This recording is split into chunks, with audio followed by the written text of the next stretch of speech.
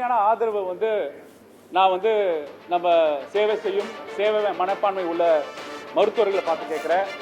இங்கே இருக்கிற மக்கள், ஏழை எளிய மக்கள் அந்த மருந்து கடைகளை உங்களுக்கு மிகவும் பணி சுமை காரணமாக உங்களோட பண செலவு காரணமாக நீங்கள் வந்து அதிலிருந்து நீங்கள் இந்த கடை வந்து ஒரு ஆசல் ஃப்ரீ எக்ஸ்பீரியன்ஸாக உங்களுக்கு கிடைக்கிறதுக்கான ஏற்பாடு ஆகிட்டு இருக்கு.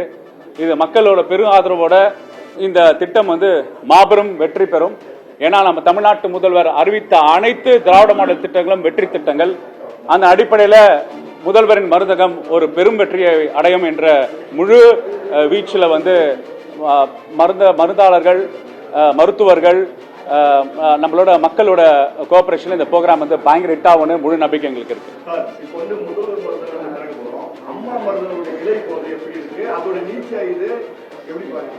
ரொம்ப நல்ல கேள்வி. உடனே என்ன பண்ணா, இது மாதிரி தமிழ்நாட்டு முதல்வர் எந்த திட்டம் எடுத்தாலும் இது வந்து எதிர்கட்சிகள் வந்து ஏதாவது ஒரு குறை சொல்லத்துக்கான வழிமுறை பண்ணுவாங்க. உங்களுக்கு எல்லாம் தெரியும், வந்து 2006, 2016 முத்தமிழறிஞர் கலைஞர் வந்து கூட்டுறவு மருந்து கடைகள் என்று 216 கடைகள் ஓபன் பண்ணாங்க. அதன் தொடர்ச்சியாக தான் ஓபிஎஸ் அவர்கள் வந்து அந்த 216 கூட்டுறவு கடை மேல 100 மருந்து கடைகள் கூட்டுறவு துறையில அம்மா மருந்துகள் செயல்பட்டு வருது. அது தனி மாடல். அதாவது அது யாருமே அந்த கடைகளை யாருமே டிஸ்டர்ப் பண்ண மாட்டாரு. ஏன்னா தமிழ்நாட்டு முதல்வர் ரொம்ப தெளிவாக அம்மா உணவகத்துக்கு அதிகமான நிதி ஒதுக்கீடு செஞ்சவர்.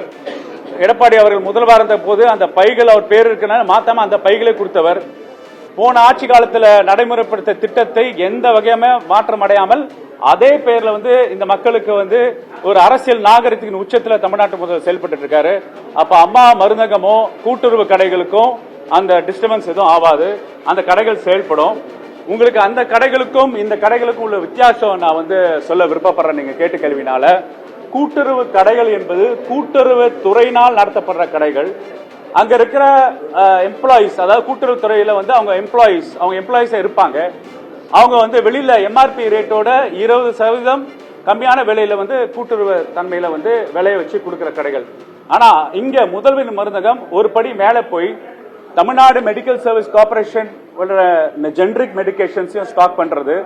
பிறகு கூட்டுறவுத்துறையோட தமிழ்நாடு நுகர்வோர் இணையம் கொடுக்கிற பிராண்டட் ஜெனரிக்ஸையும் ஸ்டாக் பண்றது.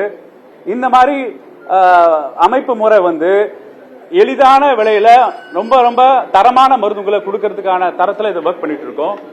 இந்த திட்டத்தில் இன்னொன்று நூதனம் என்னன்னா, நிறைய பேருக்கு வந்து இந்த ஜெனரிக் ட்ரக்ஸ் அப்புறம் பிராண்டட் ட்ரக்ஸ் உள்ள வித்தியாசத்தை வந்து இந்த ஊடகத்துக்கு முன்னாடி சொல்றேன். கம்பெனி பேர் போட்டனால மட்டும் ஒரு மருந்தோட விலை வந்து 3 மடங்கு 4 மடங்கு அது வந்து அதிகமா இருக்கிற நிலையை பார்க்கிறோம். ஜெனரிக் ட்ரக்ஸ் வந்து அதே மாலிக்யூல் தான். என்ன பண்றாங்கன்னா, இந்த பர்டிகுலர் மக்கள் மருந்தகத்து முதல்வரின் மருந்தகத்துல ப்ரீ டெஸ்டிங் குவாலிட்டி கண்ட்ரோல், அதாவது இந்தியாவிலேயே ட்ரக் குவாலிட்டி டெஸ்டிங்கான யூனிட் அதிநவீன வச்சுக்கிறது Tamil Nadu medical service corporation. So ஒரு மருந்து வந்து கொடுக்கறதுக்கு முன்னாடியே ப்ரீ டெஸ்டிங் பண்றாங்க குவாலிட்டி பொட்டன்சி, அதாவது அந்த மருந்தோட பொட்டன்ஷியல். இப்ப நான் ஒரு கிருமி மருந்து சாப்பிட்றேன், ஒரு ஆஸ்மாக்கு ஒரு இன்னேலர் எடுக்கிறேன், ஒரு இருதயத்துக்கு மாத்திரை சாப்பிடும் போது, ஒரு சக்கரை நோய்க்கு மருந்து சாப்பிட, அந்த மருந்தோட பொட்டன்சியை வந்து டிஸ்ட்ரிபியூஷனுக்கு முன்னாடியே ப்ரீ டெஸ்ட் பண்றதுக்கு விஷயங்கள் நடக்குது.